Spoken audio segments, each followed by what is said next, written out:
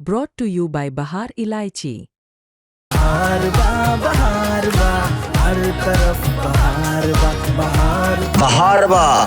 हर तरफ बहार बा। Big billion days, the great Indian festival, ये दोनों सेल आज यानी 23 सितंबर से शुरू हो गई हैं। आईफोन, टीवी, वॉशिंग मशीन, ये सब इतने कम प्राइसेस पर मिल रहा है। टैक्स वैक्स काट कूट कर दाम कर दिया है कम, ऐसा कहा जा रहा है।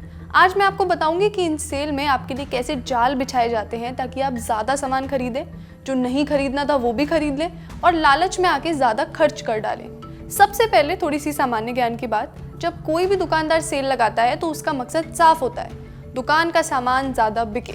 इसलिए सेल के समय दुकानों पर वो बड़े बड़े स्टिकर्स भी लगा देते हैं। छूट वाले सामानों को डिस्प्ले पर लगा दिया जाता है। ये सब ज़्यादा सामान बेचने के लिए किया जाता है। लेकिन अब जब ऑनलाइन सेल लगती है तब क्या होता है? तब ये सारे रिटेलर भी कुछ डर्टी ट्रिक्स का इस्तेमाल करते हैं। पहली है फेक अर्जेंसी क्रिएट करना, जैसे only 1 left in stock, only 10 left in stock. आपने ये ज़रूर देखा होगा कि अभी नहीं लिया तो माल और डील दोनों खत्म हो जाएंगे। आपको इससे ये महसूस कराया जाता है कि सभी लोग इस चीज़ को ले रहे हैं, आप क्यों नहीं ले रहे। इससे फोमो क्रिएट करना कहते हैं, यानी फियर ऑफ मिसिंग आउट, मेरे से कुछ छूट ना जाए। साथ में लिख देते हैं 800 लोगों ने ये खरीदा, 900 लोगों ने खरीदा, फिर से फोमो।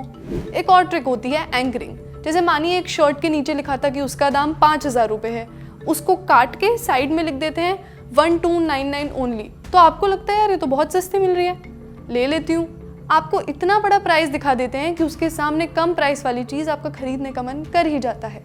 हमें क्या पता किस चीज़ का असली प्राइस क्या है। खरीदते समय आप उस प्रोडक्ट की असली एमआरपी तो शायद देखने नहीं जाएंगे, है ना। लेकिन आजकल टेक्नोलॉजी के चलते कुछ एक्सटेंशंस ऐसे भी हैं जिस पर आप पता कर सकते हैं कि किसी प्रोडक्ट के दाम आज तक कैसे कैसे बदले गए। उनमें से एक है कीपा, KEEPA। इसको देखेंगे तो आप किसी खास प्रोडक्ट का दाम समय समय पर कितना बदला गया है ये समझ सकते हैं। अब ये सेल वेल में ऐसा भी होता है कि आपको बस एक चीज़ खरीदनी है, उसके साथ 2 और चीज़ें जोड़ दी और आपको बताया जाएगा कि साथ में लेंगे तो सस्ता पड़ेगा। आपने ये सब देखा होगा कि ना चाहते हुए भी कई बार आप एक बंडल खरीद लेते हैं। ये बस एक झांसा होता है, इसे डिकॉय इफेक्ट भी कहते हैं, ताकि दुकान का सामान ज़्यादा बिके।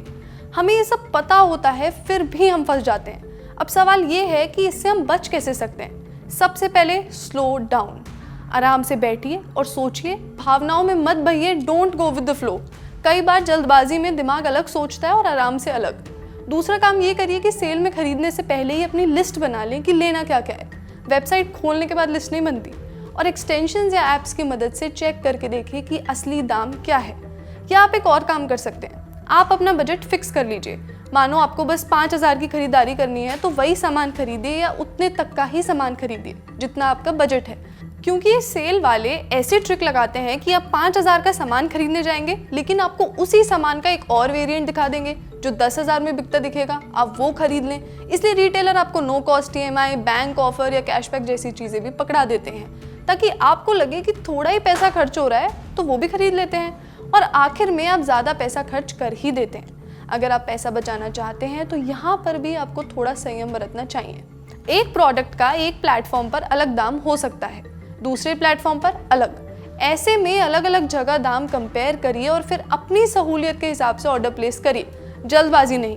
कई बार रिटेलर ये भी कहते हैं कि फलाने से ज़्यादा पैसे का ऑर्डर करें तो शिपिंग फ्री होगी, और कई बार हम शिपिंग बचाने के चक्कर में शिपिंग कॉस्ट से ज़्यादा का सामान ही खरीद लेते हैं चेकआउट करते वक्त। फिर से हम ही टारगेट बनते हैं। ऐसे में बचिए और ध्यान रखिए कि ऑनलाइन दुनिया में सबसे बड़ा प्रोडक्ट हम लोग हैं, यानी ग्राहक, कस्टमर। अगर आपको भी ऐसे कुछ ट्रिक्स पता है तो हमें कमेंट्स में ज़रूर बताएं। मेरा नाम है श्रुति और देखते रहिए द लर्निंग टॉप। शुक्रिया।